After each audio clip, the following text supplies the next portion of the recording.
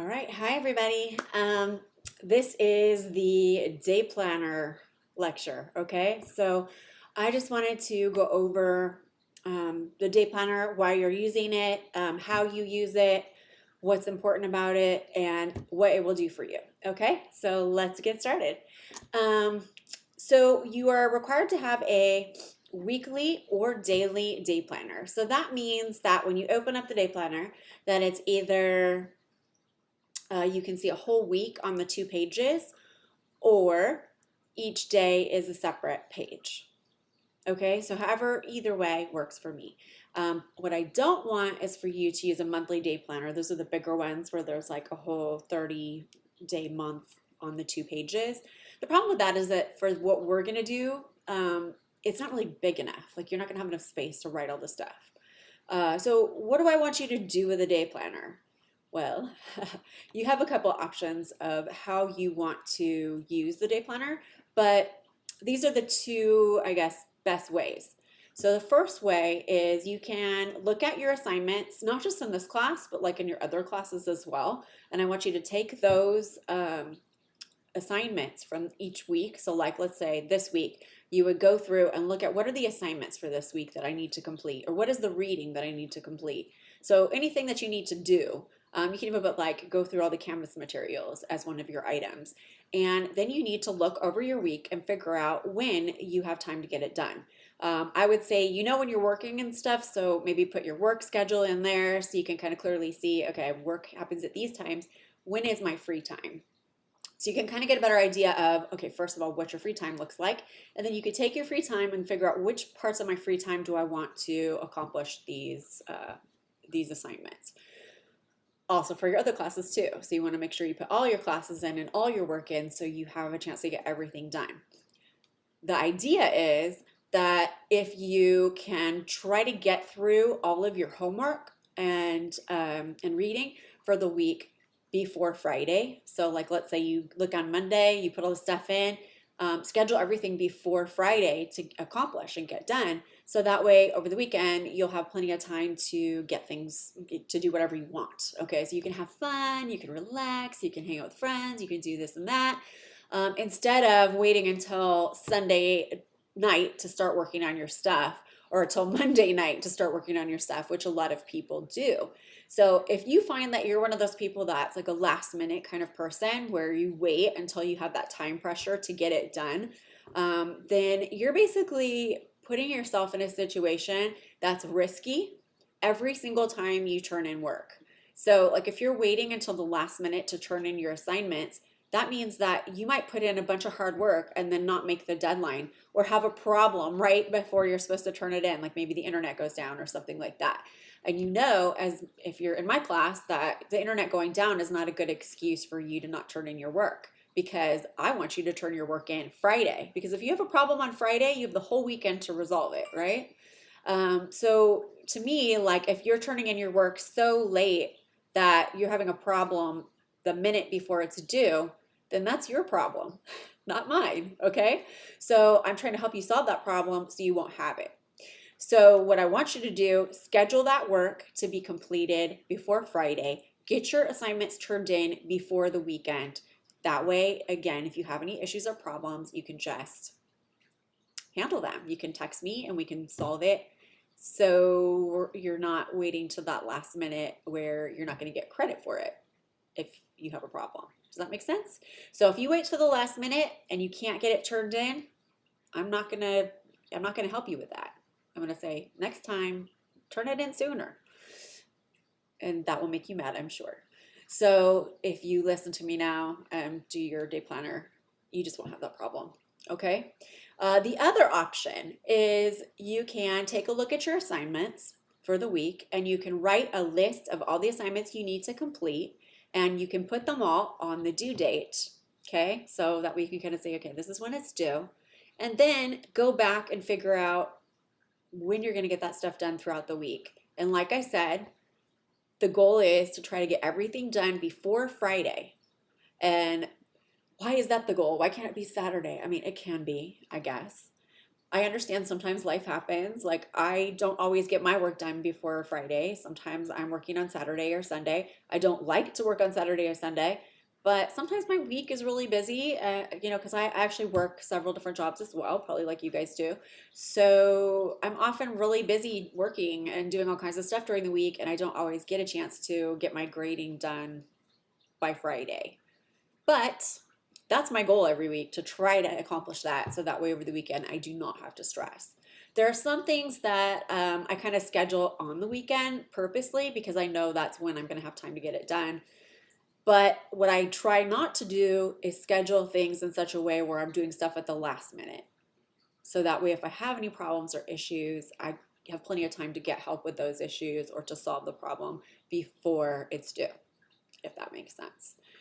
For things that I've never done before, like assignments that I don't really understand how to do them, or I'm confused, or I know that I'm not really good at that particular thing, I might even try to work earlier or contact my instructor or whoever, my boss, before, way before the deadline, so that way they can see if A, I'm working on it ahead of time, and B, like I am troubleshooting, so that way we don't have any problems when we get close to the due date. So that's kind of the bottom line with the day planner, is that I want you to start thinking about planning out what you do instead of just waking up and going, what am I supposed to be doing today? Because if you wake up and just ask yourself, what am I supposed to be doing today? Half the time you're going to forget half the stuff that you have to do because you don't really feel like doing it. And so it's convenient to just forget about it. And then later on, you remember, like, oh my God, I was supposed to do this and that. So if that sounds familiar, like you're doing that a lot, then that just means that you really don't have a good time management system in place for yourself that you can use to make sure that you accomplish everything that you're supposed to accomplish. If you find that you have a lot of things that you should be doing slipping through the cracks, meaning you're not getting them done and you're forgetting about them, then you definitely need a time management system. If you're the kind of person that's like, I can remember everything in my head, I don't need a day planner, you know, I just want to tell you that no, nobody can remember everything as well as if they just wrote it down. I mean, it's just like there's studies on this. Like people who write things down actually are more likely to get them done. That's the other thing. There's psychology behind it. So it's not just about remembering it, it's about planning it. And there's a difference between knowing what you have to do and planning when and how you're going to do it. And there's a difference between planning it in your head, which is we're much more likely to go erase, let me do something else, than writing it down in a day planner. When you write it down in a day planner, it's like it's there and you can just open the planner and see what you're supposed to do and get started on it. We are also going to be talking about some other amazing time management techniques this semester. And I just want to tell you, like, I am not a perfect time manager, just so you know, like, who you're dealing with here. I don't know. I was one of those people who's like, I can remember it in my head. I don't need a day planner. Ugh. I was like that for a long time.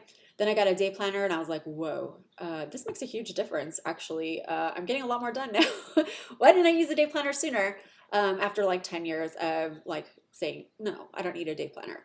Now I use to-do lists and lots of other tools and things like that as well, which we'll be talking about when we get to the time management section. And I also try to figure out like if I'm doing stuff in my weekly schedule that's going to get me where I want to go, because I have things I want to get better at. I have things I want to accomplish in my life.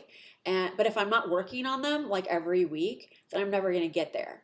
So part of learning how to write everything down and plan out when you're going to do it isn't just about school or for school. It's also for all the big things that you want to accomplish in your life, whatever those things are.